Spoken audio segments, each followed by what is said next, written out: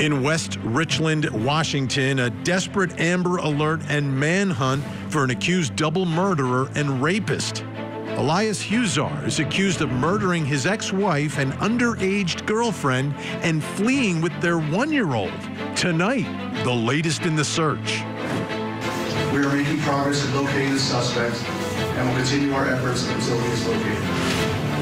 Huizar is also accused of the statutory rape of his girlfriend, who was only 15 years old when she was pregnant with his child. He is also charged with forcibly raping another minor. And tonight, we're wondering, why was this former cop out on bond? At the time of the murder, Mr. Huizar was out on conditions of release on 2 pending felony matters for rape of a child in the 3rd degree and rape in 2nd degree. On the docket tonight in Miami, Florida, OnlyFans model Courtney Clenny in court with her parents. She's charged with murdering her boyfriend, but is claiming self-defense, while her parents are accused of tampering with some computer evidence. Do you know if any steps were taken after the discovery of that message to ensure protection of the attorney-client privilege? No, I do not. In tonight's Tank Takes, a woman with blue skin and purple hair is wanted for assaulting another woman. And tonight we're wondering, purple hair and blue skin, where would you look for her? Get ready. This hour of closing arguments starts right now.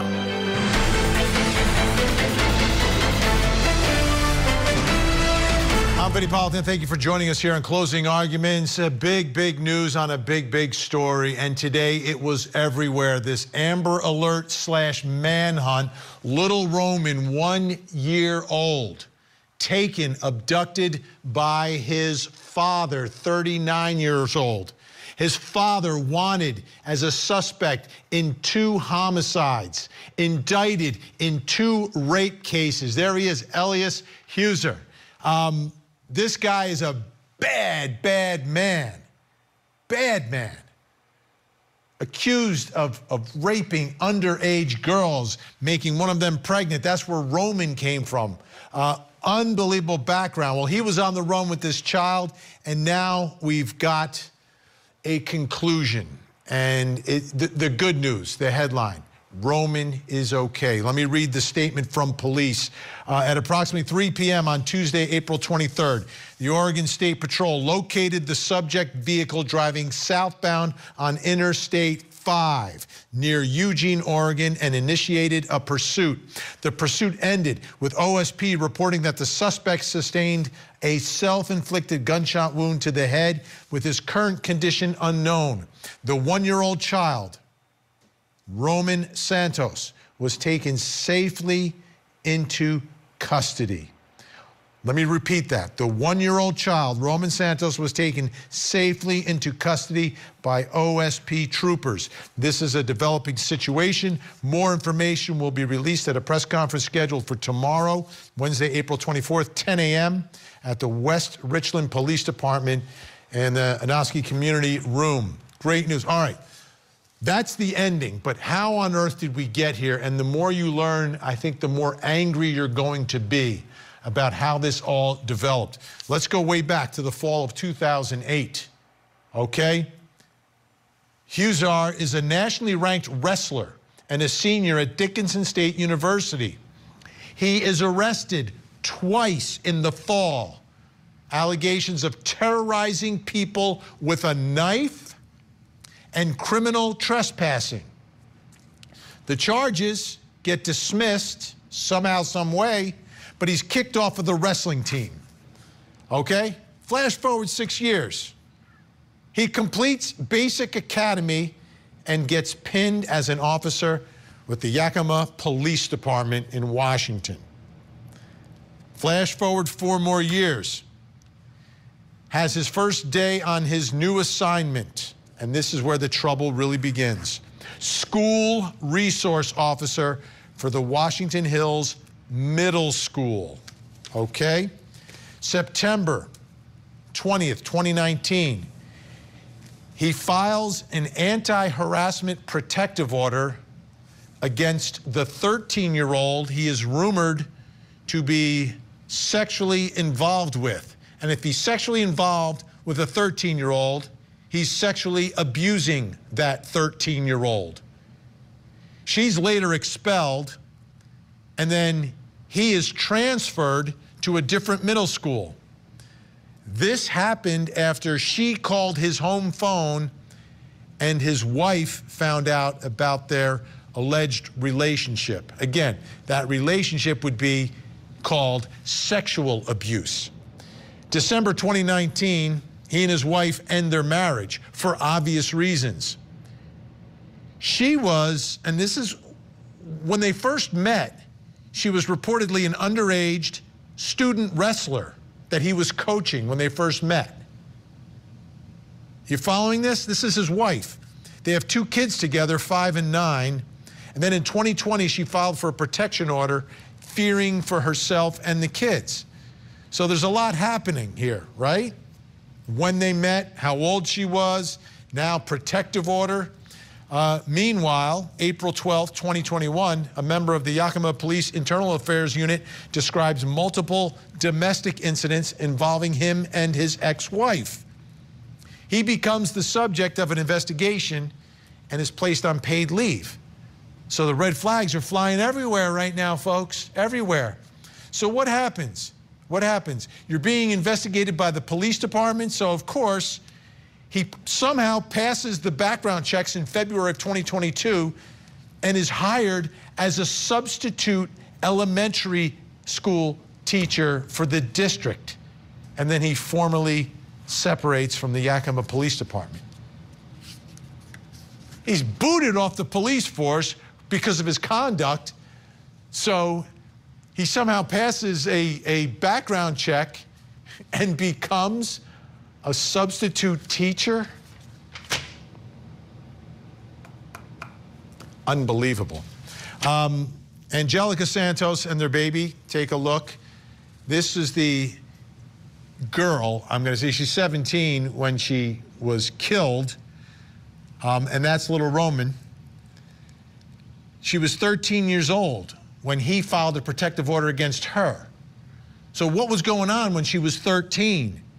She became pregnant with his baby when she was just 15. On February 3rd, she called the police saying her, Huizar, and her friend had all been drinking together. She woke up to him raping her unconscious 16-year-old friend, and he gets arrested. So his original charges: second-degree rape for the rape of his underage girlfriend's friend, furnishing alcohol to minors, and third-degree rape for getting his underage 15-year-old girlfriend pregnant. He gets released, of course, on a $200,000 bond on the condition that he stay away from underage girls and refrain from drinking. He was scheduled to appear in court for those rape charges, and that's when he snaps and people die. Thank goodness that baby's okay. His wife, ex-wife Amber Rodriguez, was gunned down outside of the elementary school where she worked. This came just days after she filed a custody change for their 2 children together. A hearing for the custody arrangement had been set for May 14th. So she's shot right outside of the school in front of kids, including their own 9-year-old. So then after this shooting, they go to search the home, and that's where they find his girlfriend dead inside and little Roman nowhere to be found. So these 2 young women who got involved with this sociopath are now dead. He shot himself. We don't know exactly how he's doing, but unbelievable. Like, I'm seeing red flags everywhere, but somehow, some way, he ended up back inside the school, back as a predator. I want to bring in our special guest joining us in Kennewick, Washington, reporter for Apple Valley News Now, Austin Reed is with us, and also joining us, legendary homicide detective Phil Waters. Thank you both for being here. All right, Austin, what's the latest here that we're learning about this story? And even if I went through some of the headlines, give us all these headlines so it really sinks in tonight.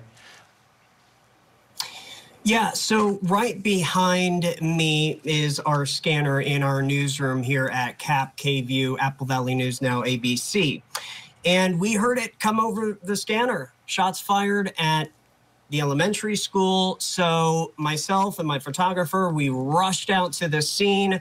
I mean, we had crews everywhere, from the park where police were set to give the media an update, to the house of the suspect, and then of course to the school as well. It took hours for the SWAT team and the Richland bomb squad to make those demands to the suspect. They were trying to get him out of that house. Well, turns out after hours later, somehow they were able to get in and they discovered the body, but the suspect was nowhere to be found. The baby was nowhere to be found. So West Richland, I just want to give a kind of information regarding West Richland. This is a small town, right? We're talking about a population of less than 20,000 people. It is right near the Tri-Cities, so in southeast Washington. Hour and 15 minutes away from Yakima. So, you know, it's these shootings that continue to happen. You hear it come over the scanner, and as we're looking at Roman, the baby, what words do you have? I mean, this is absolutely tragic. This is a small area. And for this to happen, and for the parents freaking out, was one of their kids shot as well? And obviously, we've heard that the school district has done very well in the sense of communication. At least that's what we've been hearing from parents. But yeah, you know, Vinny, as you were setting up this story, I mean, all these twists and turns, it's unbelievable. Unbelievable. Phil Waters, let me ask you a question here. The background check to become a law enforcement officer, how detailed is it? How difficult is it? How deep is the background check? And I understand he was never convicted of anything, but do they look into arrests? Do they look into any sort of red flags? Are there psychological tests? What does it take for someone to give you that badge and give you that gun? Well, Vinny, thanks for having me back. I will tell you, under the normal circumstances of a background investigation, it should be thorough, it should be deep, there should be no rock left unturned. And they have got to do a deep dive into any individual that decides they want to apply to be a police officer, because we are held to a higher standard. And as I sit here and listen to you give the details of this particular case and where this thing started, when I first looked at this case, my thought was, this guy didn't become a police officer and then turn into this evil person. He was that person before he ever became a police officer. And you have just affirmed everything that I was thinking. This is a complete meltdown of the system. This is not the way this is supposed to work. And then when he gets on the department and he continues to have this unlawful behavior, this depraved, perverted behavior with these children, and nobody does anything about it, nobody takes any action other than to issue some protective orders, and then when he finally gets arrested, they let him out on bond and tell him, don't hang around these people anymore. The reality is those pieces of paper mean nothing, and especially mean nothing to somebody like this. So what we're seeing here is a complete breakdown of the system and the way it is supposed to work to keep people like this from pinning on that badge. Austin Reed, you know, right now I'm sure the community is in shock and mourning for the loss of these two women. They are relieved that this child has been found. But I think the next phase of this for everyone in that town and in that community is going to be, how did this guy continue to sort of slither his way around? You know, you get fired as a cop, you get hired as a substitute teacher. You're rumored to be involved with a 13-year-old girl, and you're a resource officer and you get transferred. Have those questions been answered yet, or do you think that's going to happen in sort of the aftermath of the shocking developments? So we are updated press conference tomorrow morning in West Richland. I was at a press conference earlier today, and I did ask the prosecutor about this. How was he able to be out on bail? And it really comes down to officials are saying is everybody is entitled to a bail. But the community here is very upset, as you can well imagine. Have to be. Phil Waters, the rumors, and you've got a police officer hiring or getting a protective order against a 13-year-old girl, right? And he's a resource officer. How much of an investigation should there be into that when that happens? Because, you know, there's a reason why, and that these two people are in each other's lives. It seems pretty clear now why. At the time, it might not have been clear. He might have been said, she's just stalking me. But is that something that should have been more thoroughly investigated by police when somehow, some way, there's a 13-year-old that is calling his home? Well, that brings us to the other part of the equation that makes this such a complete tragedy. There is a complete failure at that department among the leadership and the command staff of that department to allow something like this to go on and give it some sort of a cursory investigation. Yeah, we're going to take care of you here, buddy, and get this girl away from you and so forth and so on.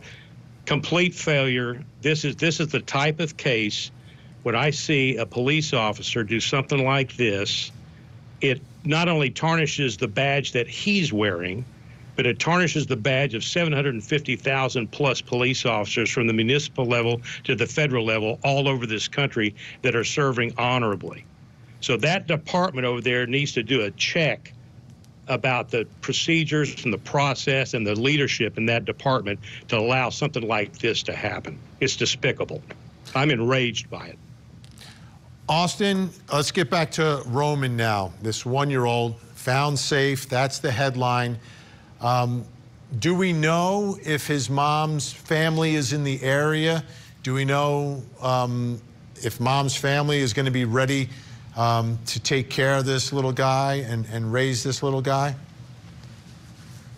What a great question. We don't know at this point, but we are hoping to learn more throughout the rest of this week. And that is something that I think we will be asking reporters, excuse me, not reporters, but we will be asking officials. I will say that one of our ABC affiliates in the Eugene area, KEZI, they were able to get some video of the scene in Oregon. They say that, I mean, he was speeding down I-5, was driving very recklessly, and there was also a shootout with Oregon State Police as well. But it's just, this is just one of those stories that there's so much to it, and it's just getting started. So yeah, we're going to be following up about this. You know, one of our reporters, Emily Goodell in Yakima, our Yakima Bureau reporter, she's been looking through court documents. We are all wanting to get, you know, as many questions answered as possible. But, you know, I saw that video earlier today, and you can hear the cheers from people that were in their cars, because it was like cell phone video, and everybody's, wow, you know, you can hear them going, oh my God, the baby, the baby, the baby, the baby. So that was, you know, watching that right around 4 o'clock today. That was, you know, I've got kids, and this is just, it's It's unbelievable. And we also know that the Uvalde Foundation, they are working now with the West Richland School District to provide resources for everybody impacted in the community. That's great news. That's great news. Phil, I'll give you the final word here, because what Austin just described, a shootout. You're an officer. There's a man who's wanted, right? Wanted for homicide, but he has a 1-year-old with him. How do you handle that moment once the gunfire begins?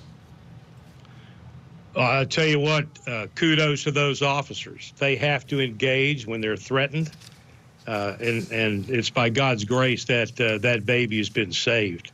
So, you know, good for those guys. The good guys won in this thing, and we're able to save the life of that child, that baby. Everyone was praying for Roman, and those prayers have come through tonight. Roman is okay. Austin Reed, Apple Valley News Now. Thank you so much. Really, really appreciate your time and your insight. I know it was a busy, busy day for you. Phil Waters, always great to have you on the show. We'll see you again really soon. All right, so now, what's next? Our think tank, locked and loaded tonight. Michael Sterling, Lori Murray, Rick King. What do they have to say about this? Did our system fail these two moms? We are underway in the trial of doomsday prophet Chad Daybell. Prosecutors say they will seek the death penalty against him. Investigators have recovered human remains at Chad Daybell's residence. There's no way, Morgan. I could never come up with this. His wife, Lori Daybell, has already been convicted. Now, will her husband end up with the same fate? It's just so hard to know where the truth ends. It's the doomsday prophet, Chad Daybell, on trial.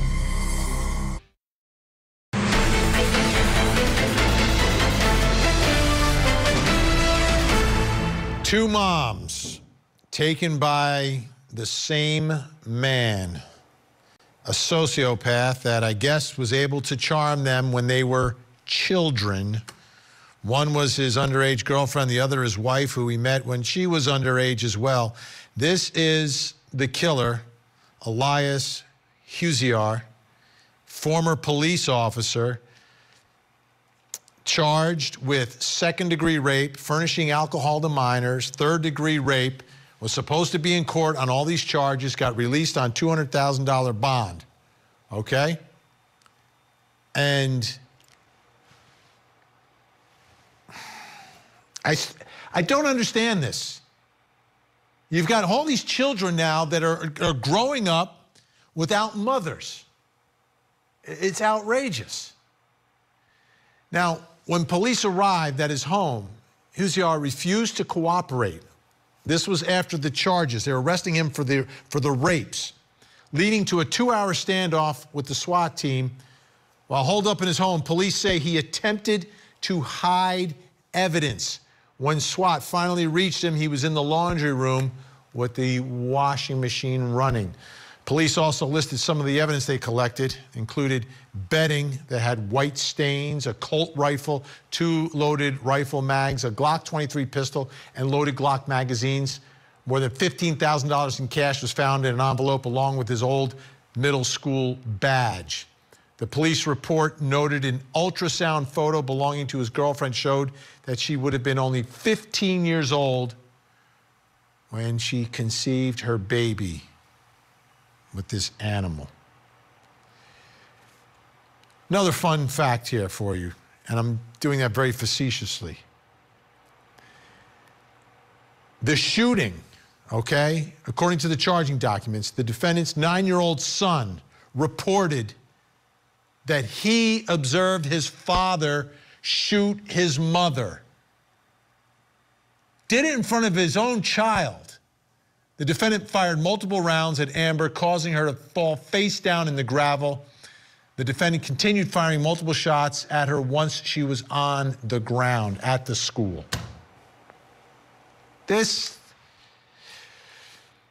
So now he's got 3 children altogether with no mother. He shot himself in the head. We don't know how he is, but he's not a part of their lives either. Now these kids, they need a ton of help and a ton of love. And Unbelievable. Let's bring in our think tank. Joining us tonight, trial attorney, former police lieutenant Rick King, and criminal defense attorney, former federal prosecutor Michael Sterling.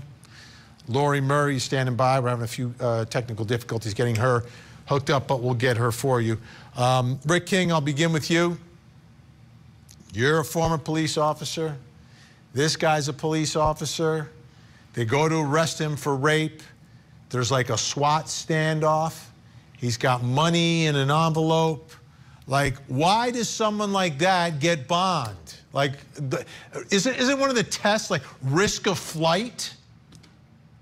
And danger to the community as well. But here's the thing. First of all, let's stop calling this guy a police officer, because he never ever fit the mold of what that was supposed to be. That guy is a criminal. He's a monster. And honestly, the Yakima Police Department, I think they have some answers to give at this point. They're not a small agency. They are 130 sworn. And the background check should have revealed, you should have looked at those police reports. This guy should have washed out very, very early. It's terrible what happened there, and it's shameful to refer to this guy as a policeman. In terms of his bond, I mean, everybody gets a bond. You know, it's supposed to, bond is meant to prevent risk of flight and danger to the community. And I think this guy, on all counts, is a danger to the community. 200 grand was not enough, clearly. Also joining us, I mentioned her, criminal defense attorney and lawyer Lori on TikTok. Lori Murray's with us. Great to see you. Michael Sterling, did our system of justice let down these two mothers? Yeah, Vinny, I think it did. And I'm sure a lot of the judges I practice in front of are going to be surprised to hear me arguing against a bond. But I think that when you look at the factors that go into whether or not to grant a bond to someone, I mean, and you look at the circumstances of the offense charged, right? He was charged with raping an unconscious underage girl while the girlfriend, the underage girlfriend who he had impregnated, was at the same house. I mean, when you look at the circumstances of the crime charge itself, and then you look at his background of having been transferred because of issues of the young lady having called his wife, you look at everything involved in just the crime itself that was charged, and I think you could have easily ascertained that he was, in fact, a danger to the community. That a judge could have denied him bond. You always have the opportunity to reconsider it at a later date. But I think that our justice system failed. And I think our judges have to do, and I've seen it happen both ways, where people who probably deserve a bond don't get one, and people who don't deserve a bond get one. And I think this is one of those cases. And I know Rick doesn't want to identify him as a police officer, but he wore the badge, he swore the oath.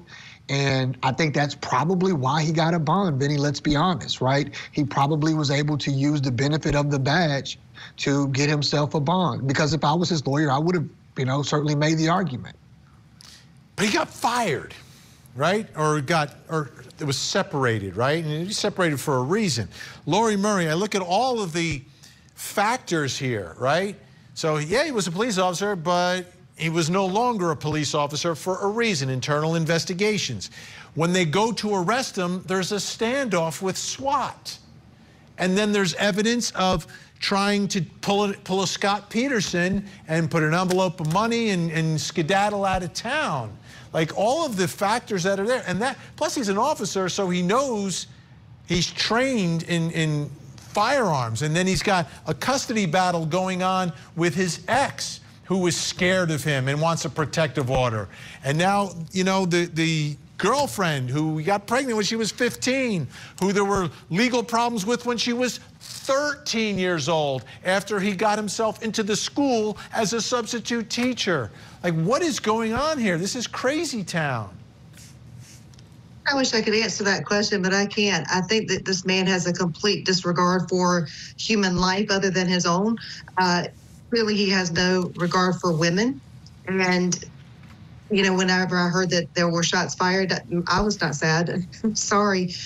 This is a good riddance type situation. And the thing, you know, you're talking about the bond on this guy. The thing that gets me the most is that this is not a one victim case that he got a $200,000 bond on. This is a 2 victim allegation case. So there are 2 people who made the allegations against him. In a case like that, a judge should have looked at that more carefully when granting him the bond. And I absolutely agree that his uniform, or having worn the uniform, probably played into that decision, but it was a bad decision. And you have to look at the bond process in that state. All right. They are with us the rest of the program. Lori Murray, Rick King, Michael Sterling. Up next.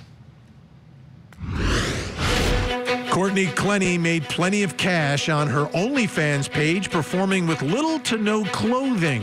Now she's wearing jailhouse orange as she gets ready for her murder trial.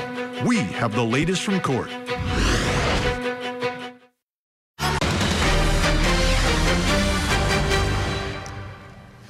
Welcome back. We've got some breaking news involving the story that we've been covering all hour. Right now, the Oregon State Patrol is holding a press conference giving us more details about how they saved baby Roman. Let's listen in. I'll introduce myself. I'm Captain Kyle Kennedy with the Oregon State Police. That's spelled K-Y-L-E-K-E-N-N-E-D-Y. I'll be reading a bit from my notes. This incident's only a few hours old, so I'll be limited in what details I have available to me and what I can share at this time. At the end, I'll have an opportunity just for a couple of questions. We'll see if we can answer those. But I want to start this evening by sending our heartfelt support to the community in West Richland, Washington, who's experienced a senseless tragedy in the last 24 hours. My prayer is that their community will continue to come together to provide support and strength during this grievous time. The difficulty they're experiencing is unimaginable and has a significant impact on the folks up north. The conclusion of this search has been the culmination of hours of hard work and dedication of law enforcement partners, both in Oregon, Washington, as well as federal contributors. Since the start, our goal has been simple, and that is to bring Roman Santos home safely. He's the 1-year-old infant who was kidnapped, and we've done that. Roman is safe in the care of Oregon officials. He is doing well and being cared for. We're very, very thankful for that outcome. In regards to the circumstances surrounding this, last evening, the Oregon State Police issued an Amber Alert around 11:35 p.m. We received that request around 10:30 from the Washington State Patrol, and then we worked to confirm that information and get it out as quickly as possible. That took about an hour, and that information, that Amber Alert, went out to every Oregonian and all of our law enforcement partners in Oregon. The Amber Alert was issued in response to the murder of 2 women in West Richland, Washington, and the kidnapping of 1-year-old Roman Santos. The suspect in these murders and kidnapping is a man identified as Elias Huizar. He was reportedly driving a 2009 Toyota Corolla with Washington plates, and as of the early morning hours had been believed to have entered into Oregon. Throughout the greater part of the day, law enforcement partners in the metro area, including the Oregon State Police, federal partners, and many Oregon municipalities have been working together in an effort to locate him. At approximately 2:40 today, an Oregon State trooper was parked along Interstate 5, checking for the vehicle to come southbound. And near milepost 221, so that's just south of Highway 34, encountered the suspect vehicle, pulled out behind it with another trooper, initiated a traffic stop, and the vehicle fled. Those 2 troopers initiated and engaged in a pursuit with a suspect vehicle at high speed southbound on the interstate. Near milepost 209, which is near the Diamond Hill Road exit, there was a minor collision, and the suspect vehicle lost control. There was an exchange of gunfire at this location before the suspect vehicle fled again, southbound on the interstate. At that time, no known injuries resulted in the exchange of gunfire. Near milepost 197, just south of Coburg, a suspect crashed into a stopped commercial motor vehicle. That commercial motor vehicle stopped for another crash southbound of it on the freeway. And so traffic had clogged up there. The suspect vehicle crashed, spun into the median where it became immobile. As troopers contacted the suspect vehicle, the suspect died of a self-inflicted gunshot wound. The infant was located uninjured and removed from the vehicle. Involved in the exchange of gunfire was Superintendent Casey Cotting and Sergeant Orley Johnson of the Oregon State Police. At this time, the Lane County Sheriff's Office has been asked to take lead on the death investigation, and the Linn County Sheriff's Office is taking lead on the officer-involved shooting. I want to say that we're very proud of the efforts of the trooper involved in this pursuit today. Their dedication and courage is a hallmark of the character of an Oregon State trooper, and their efforts today are paramount, or were paramount, in bringing Roman home safely.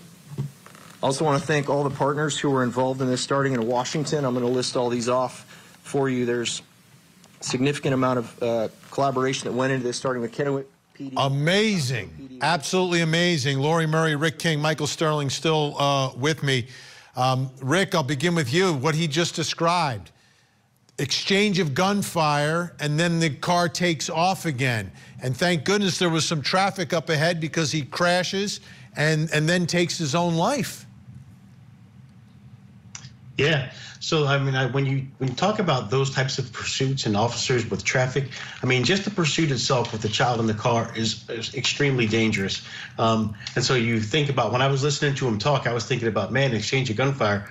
Where was the child in the car? Where was he? Out of the car? Was he in the car? Like, I'm curious as to all those facts, because that's so important. Because as a law enforcement officer, when you engage in some type of gun battle, you have to be certain of a couple of things: your backstop, and also people that might also be, for example, in this case, that child who's in that car. And so you have to be very, very certain about shot placement and what your target is. I can't tell you, I'm overjoyed at the fact that this child was unharmed amidst this traffic shootout, two accidents, Right. a sociopath father. Lori Murray, this is a miracle tonight. It absolutely is a miracle. That child's very lucky, and so are the people of Oregon and Washington, that this guy is no longer walking among us. You know, my daughter lives in Portland, Oregon, so he was there, and that's the first thing I thought of when I heard that he was in Oregon. Just, you know, they live on that interstate, they drive on that interstate. All of this could have happened. All the people that were on the highways, they're all very lucky that this guy's off the streets. Desperate man is now gone, and this child is safe. Michael, I'm pinching myself. I can't believe that we had this outcome. I know, Vinny, and you know, I actually want to ask Rick a question with his experiences. Rick, in that situation, would you treat the child as a hostage, or do the police actually engage? And how is that situation handled? I know the police at least at some point returned fire, but should the child have been treated as a hostage and there shouldn't have been a return of fire? How would that work? So here's what happens in that situation. If possible, there would have been an attempt to make some sort of contact with that driver ahead of time. You know what I mean? Or if at all possible. I'm certain, and I mean, as certain as I can be, I'm certain that gunfire exchange was the result of, or the fact that they fired back. They must have felt pretty certain about also where the child was and the backstop of what they were going to hit should they miss. Because you got to imagine, this happened on the road, so there's other cars, other pedestrians. There are things you have to be careful of. This is I-5. It's happening on I-5. This is okay. Yeah. Everyone, stay where you are. And again, folks, the huge headline: Baby Roman is safe tonight. We'll be right back.